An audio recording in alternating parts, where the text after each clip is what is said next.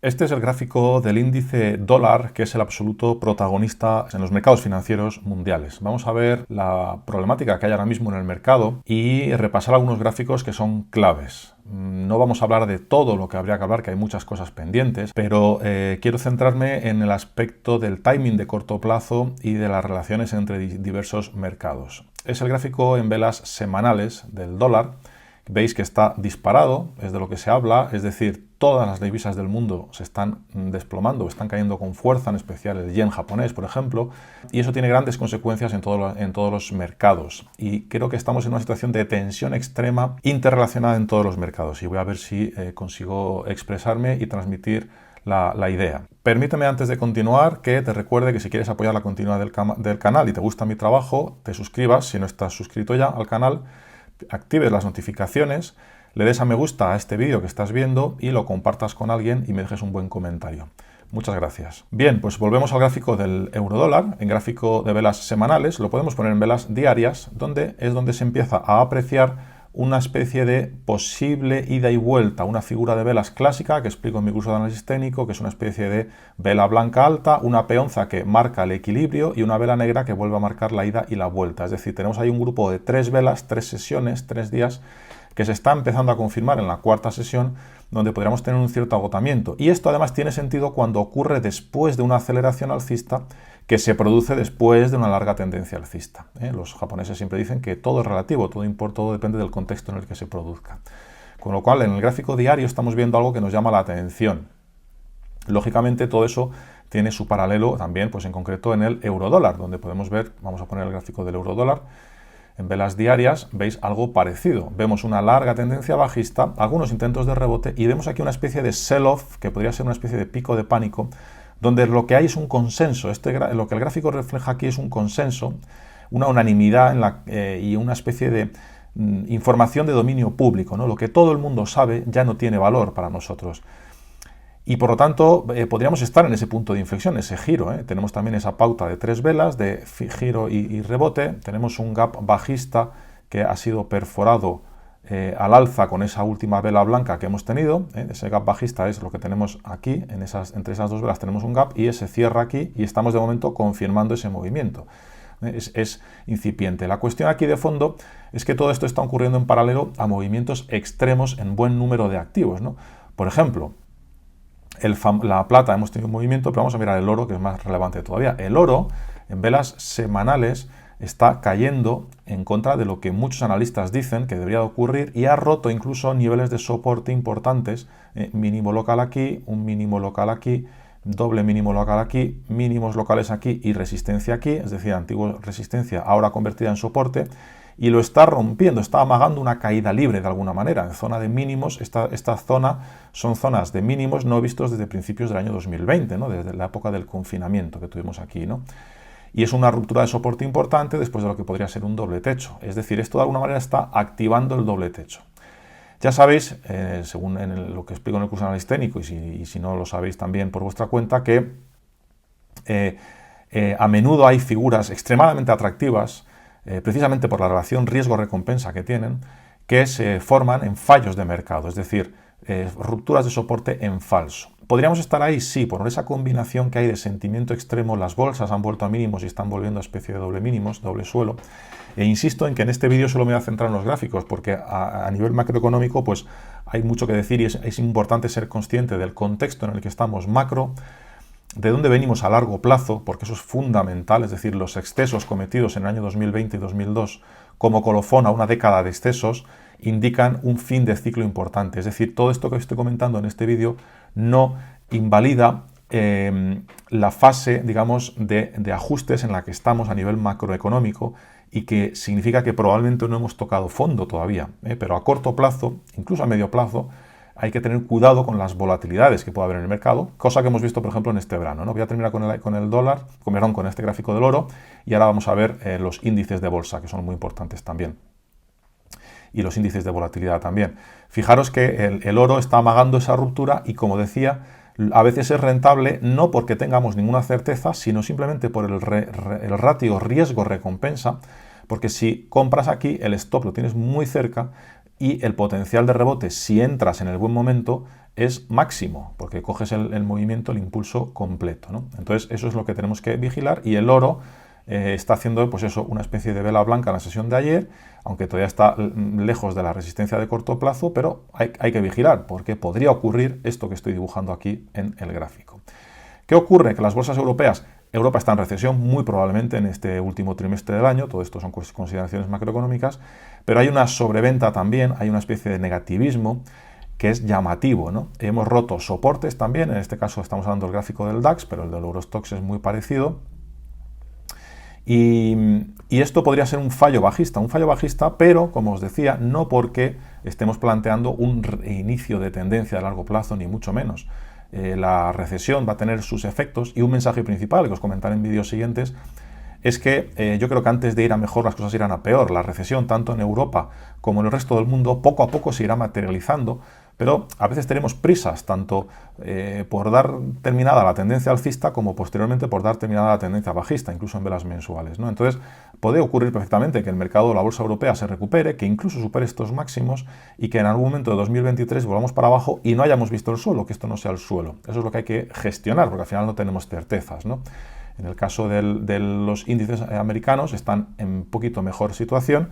El SP500, por ejemplo, podría formar un doble suelo después de esa recaída. Recordad que antes de irnos de vacaciones, antes del verano, pues en esta zona más o menos estuve planteando la posibilidad de un rebote, ¿no? De que lo suyo era que hubiera un rebote, ¿no? Y puse unos objetivos, me parece que el primer objetivo fue este, el segundo fue este, y al final nos fuimos un poquito más arriba. En esa zona de arriba planteé un vídeo donde planteaba las recaídas. No pensé que la recaída fuera a ser tan violenta. Es llamativo que esa recaída sea violenta, y es una lectura de debilidad de fondo, pero no significa que no podamos rebotar. Este es el SP500, que no podamos rebotar y que esto sea una especie de doble suelo, un fallo ligeramente bajista, un doble suelo, y que haya algún rebote. Para eso siempre ayuda pues trazar, por ejemplo, los retrocesos de Fibonacci, que se podrían trazar, a ver si me lo coge ahora. Pues por ejemplo, plantear un rebote del 38% nos volvería otra vez a estos niveles, que es antiguo nivel de soporte, ahora convertido en resistencia. Un rebote hasta estos niveles sería razonable, independientemente de que luego la debilidad vuelva por su cauce o lo dejemos ya para el año 2023, también podría ser, ¿no? Hay elecciones de midterm en noviembre, pues eso podría ser un punto de inflexión. No lo sé, eso habría que entrar a verlo. Lo que me llama la atención es que a corto plazo estamos en una situación de extrema sobreventa, y hemos tenido ya una primera señal, una primera vela que podría apuntar a ese pequeño rebote. Es un aviso por lo menos a navegantes, es decir, los que estén abriendo cortos por aquí están jugando con la probabilidad en contra y con una mala relación riesgo-recompensa. Ese es el primer mensaje claro que hay que tener. Hay una cosa que me llama mucho la atención en el mercado actual, que es el Bitcoin. El Bitcoin como indicador del riesgo, del risk-on, del modo risk-on, risk-off, fijaros que está, si lo comparamos por ejemplo con el Nasdaq, que muchas veces se compara con el Nasdaq, no vamos a compararlo aquí con el Nasdaq, vamos a ponerlo en pantalla completa. El Nasdaq desde los máximos ha tardado poco en volver a la zona de mínimos de antes del verano y estaría formando ahí una especie de doble suelo, pero fijaros desde principios de septiembre lo que está haciendo el Nasdaq ha sido un pequeño rebote y luego caída a plomo muy por debajo de los niveles anteriores. Es una caída notable en el Nasdaq. Sin embargo, en el Bitcoin, desde principios de septiembre, ha tenido ese rebote, que fue muy violento, y la recaída no está prácticamente cayendo por debajo de los mínimos anteriores. Y especialmente en las últimas semanas, el Bitcoin parece que está intentando defenderse. Hay una lucha encarnizada, no sé exactamente a qué se debe. He visto gráficos con volumen en Binance, en algunos activos. Veis que este, por ejemplo, que es el de Binance, si ponéis el gráfico, fijaros el volumen fuerte que se está desarrollando. Esto es una señal de batalla fuerte en estos niveles. En otros exchanges como Bitstamp, pues no ocurre eso, o este, que es el de Coinbase, pues tampoco hay un volumen ahora superior al que había anteriormente, pero en Binance sí lo hay. Para mí, globalmente, el BTC sigue siendo bajista. Si lo ponemos en velas semanales, esto es una pauta bajista. Esta suavidad de rebote después de una caída significativa, aunque aquí está haciendo doble, triple suelo, esto es para mí una figura de debilidad de fondo, y por lo tanto mi expectativa a medio plazo sigue siendo de continuidad bajista. Pero siendo ese el escenario de medio plazo, día a día vamos monitorizando, vamos siguiendo los mercados, y hay cosas que nos van llamando la atención. Y aquí, a mí me llama la atención, bueno, tuvo aquí un intento de rebote fuerte que fue abortado en esa misma sesión, después amagó otra vez a la baja y al final formó una vela blanca, y está ahí, todavía está ahí. El Bitcoin está como todavía con posibilidad de formar una pauta, una figura, no de vuelta de tendencia, pero al menos sí de rebote. Tenemos una primera vela blanca, que es esta, de apoyo, después de una ruptura del mínimo local anterior, es decir, en zona, supuestamente, que es esta zona de aquí, de caída libre, de desplome, que debería haber atraído los cortos, tenemos una vela blanca fuerte. Todo esto además con un volumen, un contexto de volumen fuerte, que es lo que os vuelvo a poner aquí. Desde entonces, estas tres velas negras, por ejemplo, si os fijáis, van teniendo volumen decreciente. Parece como que el volumen está empezando a ser concordante al alza. Aquí volvemos a tener una vela blanca con otra vez pico de volumen, y aquí es donde tenemos esa vela blanca que al final tiran, que no sabemos si ese volumen es realmente alcista o bajista, difícil. El volumen sigue siendo fuerte en esta vela blanca, y en la sesión actual pues estamos ahí, con un volumen, bueno, todavía está la sesión por desarrollarse. Hay una zona de resistencia que no ha superado, que es esta, que podría ser incluso esta ampliamente. Es decir, es delicado. Para mí el fondo sigue siendo bajista. Y esto que estoy diciendo en el Bitcoin me parece que se puede extrapolar al conjunto del mercado. Ya sea el dólar, las bolsas americanas y las bolsas europeas, las bolsas mundiales, vais a ver ahora cómo están los emergentes, por ejemplo, en zona de debilidad. Pero si el Bitcoin consigue hacer una especie de pequeño suelo redondeado, pues podría tener ya un rebote, y ya hemos visto que los nervios están a flor de piel. Estos son posiblemente posiciones de cierres de cortos, es decir, aquí hay mucha especulación, valga la redundancia. Lo que pasa es que la especulación no es solamente al alza, también a la baja. Entonces esa especulación hace que en un momento en el que está rompiendo un soporte importante de medio a largo plazo y está amagando la caída libre, también los operadores bajistas, los que abren cortos, son importantes. Y en el momento que les entra el miedo, pueden cerrar posiciones, comprar y provocar rebotes violentos de este tipo. Y ese es el riesgo, evidentemente, de abrir cortos en zona de mínimos. Cuando tú abres cortos aquí en zona de mínimos, estás jugando contra la estadística, porque los cortos, lo ideal sería en cualquier momento de los últimos 10 meses habría sido mejor que ahora para abrir cortos, ¿no? En términos de riesgo-recompensa. Estamos justo en mínimos. Insisto que eso no quita que el análisis me diga que todavía estamos con potencial bajista, ¿no? Yo creo que al final, como mínimo, pues hasta niveles de $12.000 debería irse el Bitcoin, ¿no? Entonces, en ese contexto en el que parece que el Bitcoin quiere añadir un poquito de risk on, eso acompañaría y permitiría pues, que el euro rebote, como está empezando a hacer, el dólar, por lo tanto, flojee, las bolsas europeas se tomen un pequeño respiro. Esto podría ser lo que se conoce en teoría de velas como la última envolvente bajista, veremos. De momento hay situación de debilidad, pero con toda la cautela, insisto, de la recesión que está ya claramente ahí. La duda no es la recesión, sino la cuantía, ¿no? la magnitud que puede tener esa recesión, ¿no? Fijaros, los emergentes, es que como dicen, el cash is king, ¿no? El cash is still king. El cash sigue siendo el rey, porque es que han estado cayendo todas las clases de activos. Este es el ETF EEM de los emergentes. Países emergentes están en zona de mínimos, y también estamos viendo aquí una especie de sell-off, una especie de pequeño sell-off. Realmente es pequeño el sell-off. ¿Por qué es pequeño el sell-off? Porque si miramos los índices de volatilidad, por ejemplo el VIX, pues no está en niveles todavía exagerados, ¿no? Os voy a poner aquí volatilidades. Mirad, ¿dónde están los índices de volatilidad de renta variable, ¿no? Es decir, el precio de las acciones, el precio de las opciones para cubrirse en el mercado de acciones. Más concretamente, tenéis aquí los distintos activos. Veis que efectivamente desde el suelo del verano, desde el techo de las bolsas en verano, y por tanto el suelo de mediados de agosto, que es esta línea de aquí, las bolsas han corregido y las volatilidades han rebotado, pero mientras que la bolsa europea está marcando nuevos mínimos y los índices de bolsa americana están haciendo una especie de doble suelo, realmente las volatilidades actuales, tanto la de Russell como la del Nasdaq, que son las más elevadas, o en Europa la del DAX y el Eurostoxx, las opciones sobre DAX y Eurostoxx, o el famoso VIX sobre el SP500, pues están en niveles que son la parte alta del rango de los últimos meses, pero no es un nivel de crisis extrema, ¿no? Por ejemplo, como el que vimos en el confinamiento de febrero y marzo del año 2020 o las crisis de 2008. Es decir, aquí no vemos todavía lectura de sell-off, no vemos todavía lectura de pico de pánico, que es lo que os quería decir a raíz de este gráfico de los países emergentes. Pero para mí esto ya indica que podríamos tener una especie de vuelta en V y al menos una contención, especialmente si el dólar efectivamente se agota y también agota y se gira, ¿no? Y aquí al fin y al cabo esto es una zona relevante que ha tocado el ETF de los países emergentes, y un rebote en los países emergentes, rebote en el Bitcoin. Las bolsas europeas al menos rebote o lateralidad, hay tensión en los mercados de bonos, que es también lo más llamativo. Fijaros que el rebote del verano, estamos viendo los gráficos en velas semanales, vamos a ponerlo en velas diarias. Este es el ETF de los bonos a 20 años, el TLT, ¿no? A 20 años y más americanos. Fijaros, el rebote del verano lo que ha propiciado, y la recaída desde mediados de agosto, en este caso incluso antes, ha significado que los mínimos estén muy por debajo de los mínimos anteriores. Eso te está dando una idea de cuáles son los valores en términos relativos de fortaleza y debilidad relativa. Activos y empresas de fortaleza y debilidad relativa. Ves primero la magnitud de la caída anterior, luego comparas la magnitud del rebote y luego comparas la magnitud de la nueva oleada bajista que podría significar ese sell-off del que os estaba hablando. Fijaros, bueno, tenemos también bonos basura, cuyos mínimos también están por debajo de los anteriores, que es llamativo también. Fijaros, por ejemplo, cuando comparamos, pues por ejemplo, vamos a comparar dos valores que serían dos FANGs, ¿no?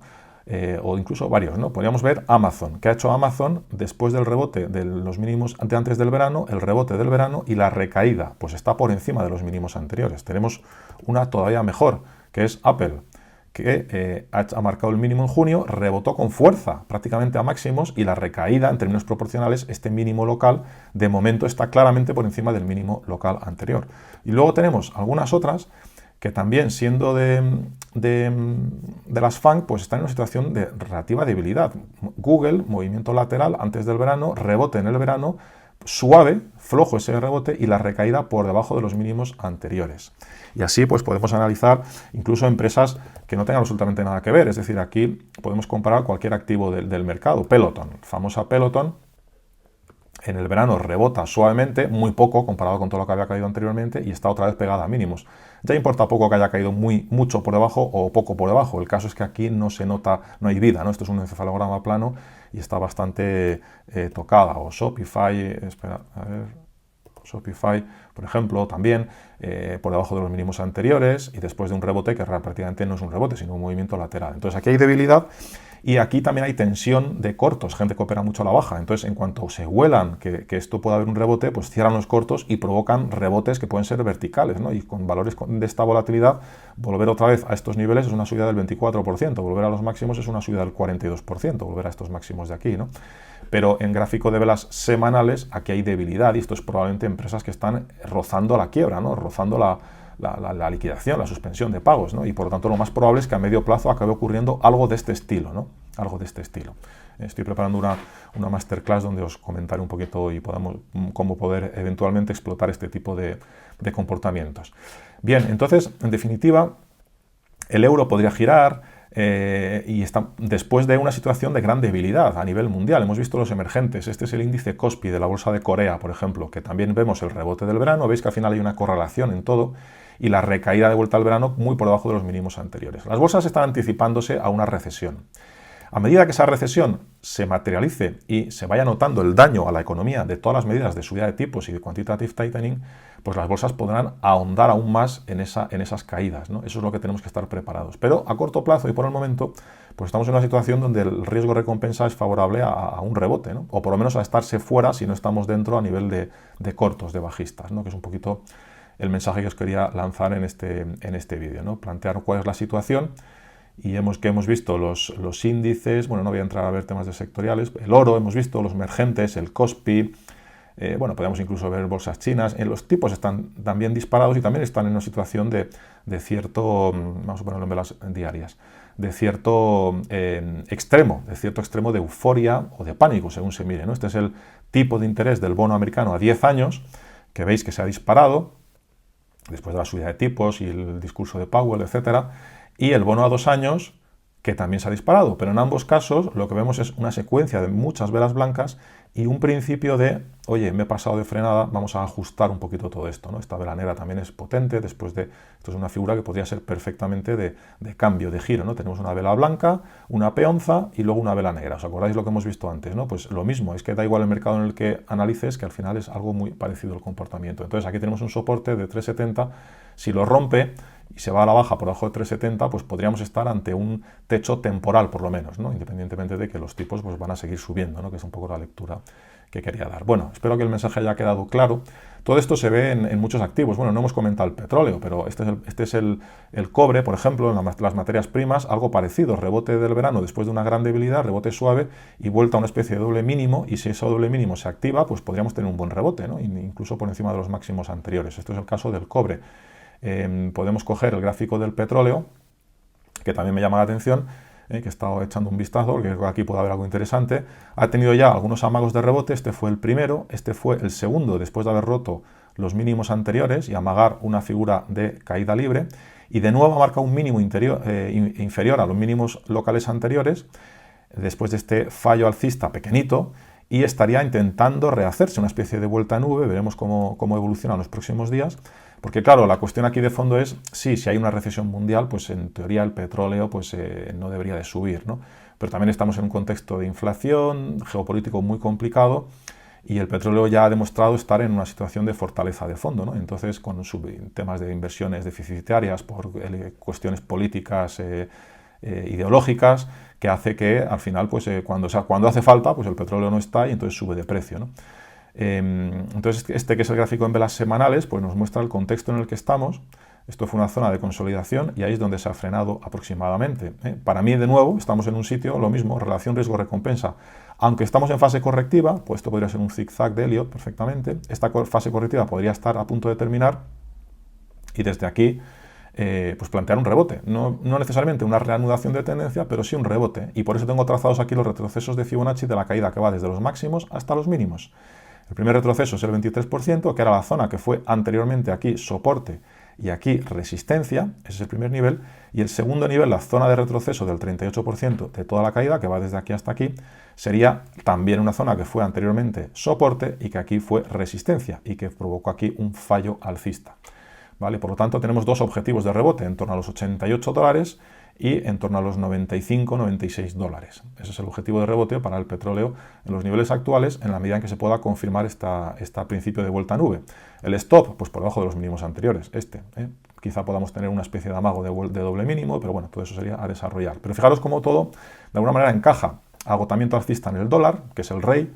Si ese agotamiento alcista en el dólar se materializa, los emergentes podrían rebotar, el petróleo podría rebotar, las bolsas europeas están sobrevendidas, el oro también tiene ganas de rebotar después de una secuencia bastante negativa, etc. Y esto sería nada más que un respirar, un ir y venir dentro de los grandes ciclos de largo plazo. El gran ciclo de largo plazo no se cambia, no se mueve, Seguimos estando en un contexto de debilidad. Voy a acabar con el gráfico del Nasdaq, que para mí es donde está la oportunidad. Son las empresas que fabrican valor, que generan el valor del planeta prácticamente, con permiso de Asia, evidentemente.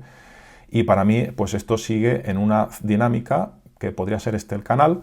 Podríamos tener un rebote hacia el techo del canal, por ejemplo, para después volver a caer, ¿no? Y que a lo mejor en el último trimestre de 2022 o a principios de 2023, pues plantear una recaída, ¿no? O hacer incluso un fallo alcista y plantear que pueda superar estos máximos, salirse del canal para después volver a caer. Bueno, ya veremos. En definitiva, la conclusión es que a pesar de todo lo que estoy comentando, de la sobreventa de corto plazo, lo difícil que es en los mercados aunar los horizontes temporales. Si ahora vemos aquí que hay un potencial de rebote y que la relación riesgo-recompensa es favorable, tenemos que sopesar eso en la balanza con el hecho de que la tendencia de fondo es bajista y que posiblemente no hemos visto el fondo de esta crisis, no hemos visto el fondo de esta fase de ajustes que empezó a finales de 2021, principios de 2022, que es una fase de ajustes que puede durar pues típicamente por lo menos un par de años, 2022 y 2023. No hemos visto el final de la subida de tipos de la Fed, no la intuimos todavía ese final de subida de tipos y por lo tanto, aunque aquí parezca que haya una especie de doble suelo que tendría sentido al menos para plantear ese rebote, para mí el fondo sigue siendo bajista.